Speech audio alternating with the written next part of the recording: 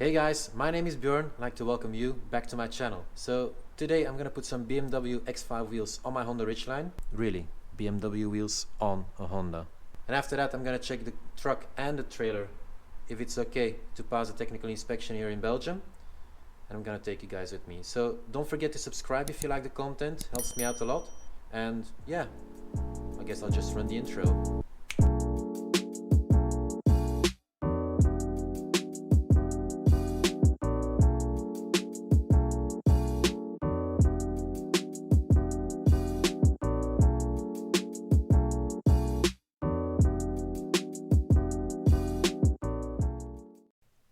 So I recently found BMW X5 wheels on a second-hand marketplace, and after looking on the internet if they would fit my Ridgeline, I was fairly certain that they would. So these came with the Continental Cross Contact winter tires with the size of 235/65/17, the same tires that I imported my truck with. So after popping out the BMW center cap, which I know will not fit my Ridgeline, I just jack up the truck so I can take off the wheel, and then after that I can just check all the wear and tear on the suspension parts in the rear.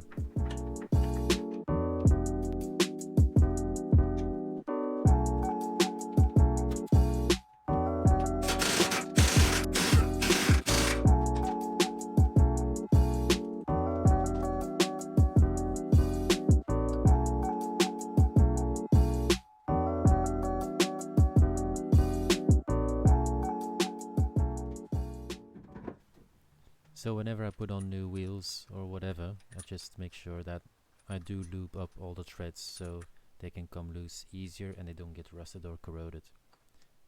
I also put the lug nuts in hand tight before I use the gun, because if you just put the lug nut in the gun and you shoot it onto the thread, you might cross thread the threads.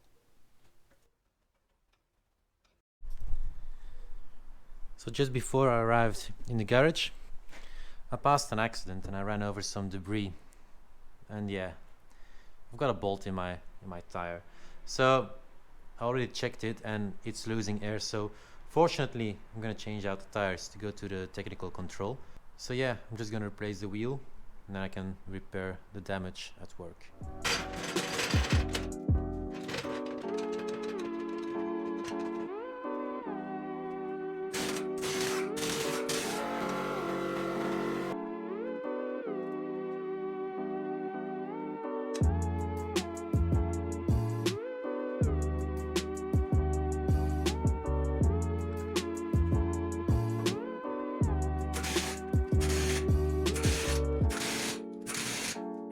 So next problem for a Belgian inspection is these guys.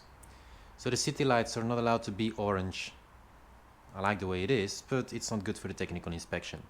So orange is not allowed, but white is allowed. So I'm gonna hop over to the workbench and I'm gonna show you guys what I did to fix this problem. So to resolve that problem, I took some 21 watt, 5 watt blinker bulbs that fit in the front of the Ridgeline, and I did a hack job. And I made these. So don't laugh at me, it's only for technical control. So we have a white LED strip, and this connects over here to the 5 watt end of the bulb.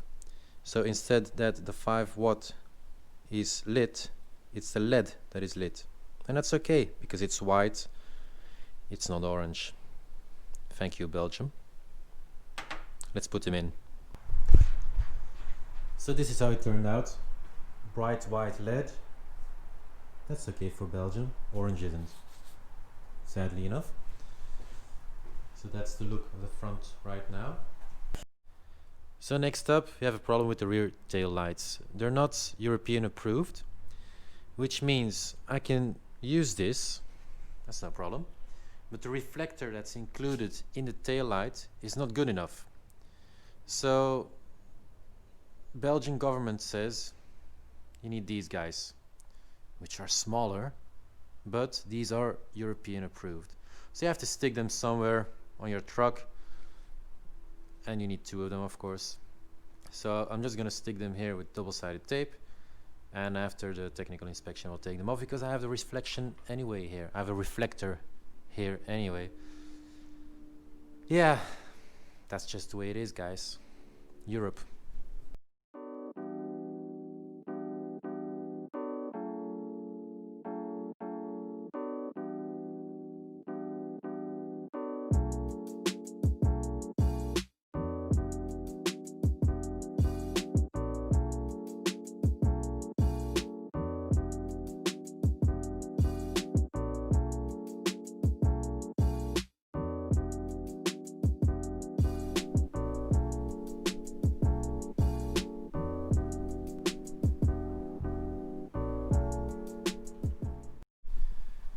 So I can't seem to find my LPG sticker that I have to put on again, because we took it off when we painted the truck.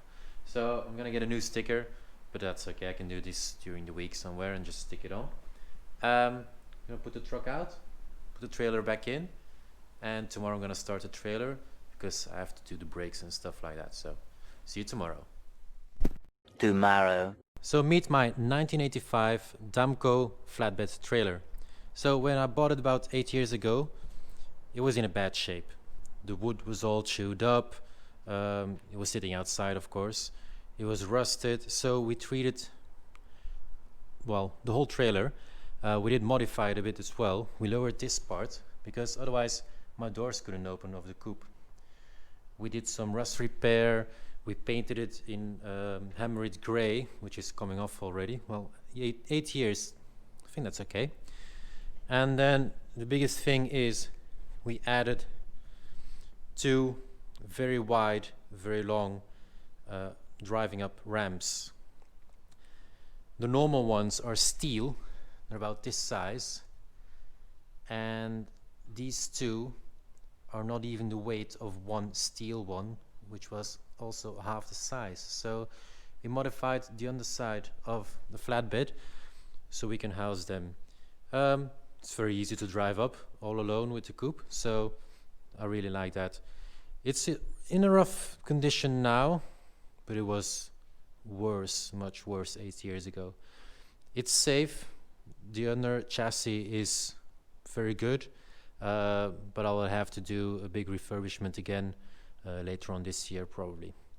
So yeah, now let's move on to the brake cleanup.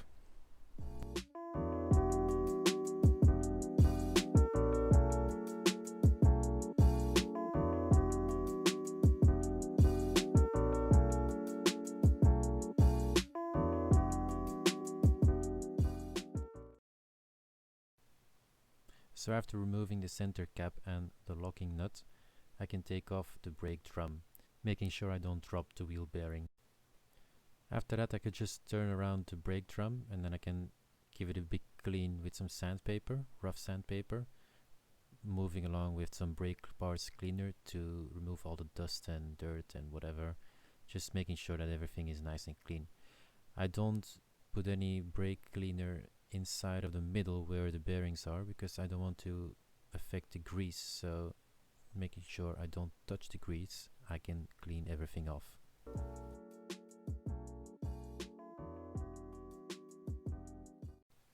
Moving on to the brake shoes, same procedure, just use my sandpaper, cleaning off the rough edges and then cleaning off the surface area as well, so it's nice and flat and clean.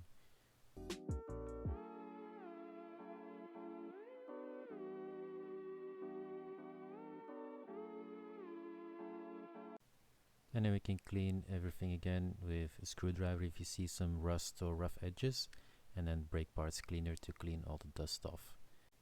Just make sure you have something underneath, like a drip tray or some cardboard or something, because if you're renting your workshop, the landlord is not going to be happy if you make a big mess like that on the floor.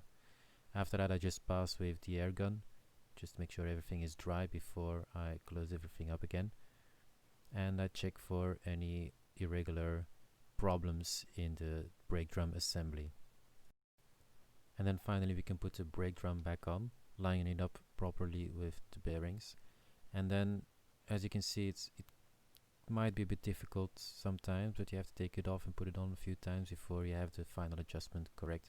So you just spin the little wheel that's located over there, to the left or to the right, depending if you want to adjust it tighter or looser. Just make sure when you tighten it up and you turn the brake drum around that there is a little bit of pressure from the brake shoes, and that's more than enough. Then after that you can just put the locking nut back on, not too tight because you have bearings that you don't want to break.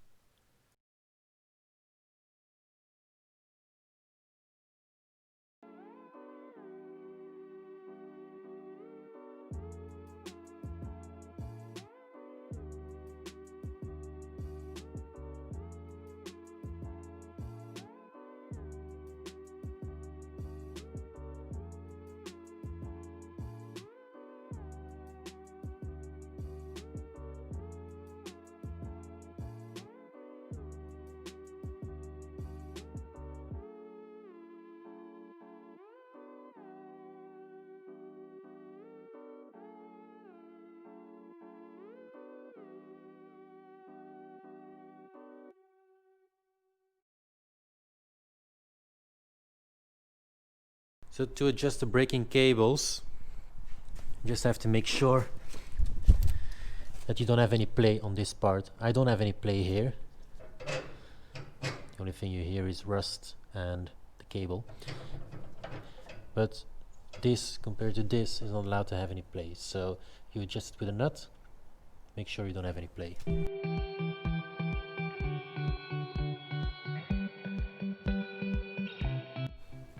So that's buttoned up. Now I can just put the truck in front of the trailer, check the lights, and thanks to my GoPro I can check if my brake lights are working. So let's do that.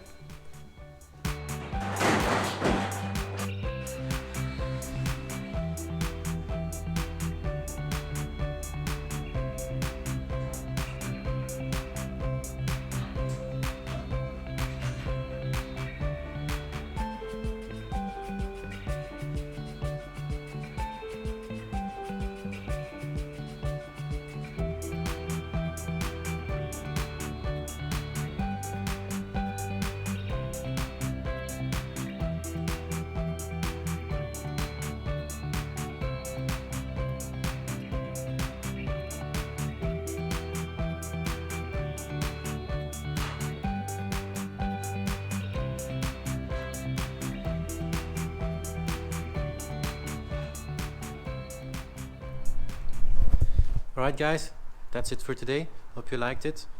Don't forget to subscribe, like and comment. Helps me out, and yeah, see you next time.